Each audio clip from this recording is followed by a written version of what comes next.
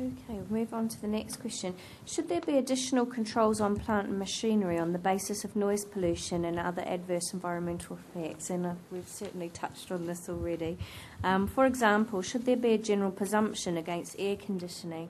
And this just comes up again and again, in particular for residential properties or listed buildings, and what, if any, would be the exceptions. But I do want to raise in relation to this that there are a lot of issues about air conditioning. They certainly come up again and again, but I think that I would raise as well the issues about well-being in terms of a comfortable environment, in terms of heat waves, climate change and those things. And certainly if you look at the criteria for nursing homes, for example, and sort of the limits at which people are comfortable, and certainly at the point at which it becomes quite unsafe. So looking at both of those issues together, the issues that air conditioning brings, but equally what alternatives, given that heat waves potentially are quite likely to become more common. There's an urban heat island problem in Westminster. Certainly the air quality and the noise problems sometimes, just mean that passive ventilation by opening your windows just don't work very well. So we need to have a look at all of those factors in the round. So does anyone have any comments to make about that? Simon Burke at Knightsbridge Association. I would just concur with the sort of general drift of the point you were making. I think you're going to have a lot more antisocial behaviour if we don't have air conditioning over the next 15 years. It's going to be an increasing feature of life, and the question is how to minimise energy use, how to minimise its environmental impact. So I would just emphasise, I think, the point that you were sort of trying to tease out. I'm sure you're right. Air conditioning, there should certainly be no presumption against it. Its effects need to be mitigated in all forms.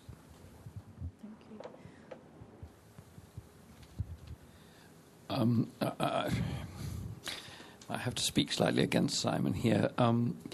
The reality surely is that if these things are happening, yes, we can apply technology to try and protect us from the effects, but actually then, of course, all we do is intensify the effects. The idea that climate change will not cause people pain is not a sustainable point of view. And I think people just have to internalize that if people want to live at the center of a capital city, there are going to be some quality of life effects, and no amount of technology and smart thinking is going to increase well-being if you have these very sudden rainfall effects, if you have intense periods of heat. I live right in Piccadilly Circus and have already experienced this for getting on for about 40 years, how hot it can be. And I realize how much hotter it is likely to get in the future. I have never sought to air condition my flat. It just seems an absolutely no-brainer. It's a way of shooting myself in the head, really. And I think that people have to stop being... I feel quite strongly about this. So I'm going to say people have to stop being so selfish about their quality of life and to recognize that if the climate is changing, there are a number of things we have. I mentioned to somebody in the break about the fact that I walked, and he said, well, looking at this map, couldn't we actually get the levels of emissions down? And I said, well, I walked down through St. James's, and there's a man in his Rolls Royce with the engine running, presumably to keep the air conditioning going, talking on his mobile phone. If you said to that person, in St. James's, Brian, if you said to that person, you ought to be, either on public transport or walking or in a little gee-whiz car, you're facing lots of real problems in terms of getting people to change attitudes. This is a huge issue, climate change, and it is going to involve quite a lot of revolutionary thinking in terms of what people think of in terms of their real sense of well-being. And I suspect that amongst all of it, air conditioning may be fairly low down the list. I'm a wiser man listening to Mr. Bennett, as usual. Thank you. Councillor.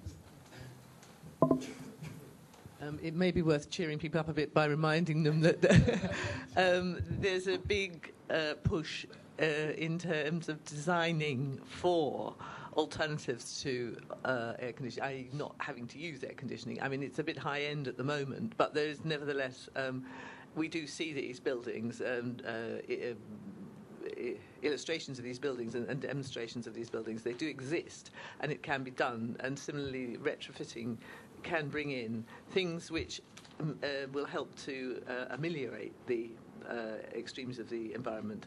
And I think there would obviously be space for people who are in real serious need, like people in care homes and so forth. I don't think anybody would argue that whatever is needed for them for the time being is needed. But I think the presumption should be against air conditioning insofar as it can be. There can be a hierarchy of needs.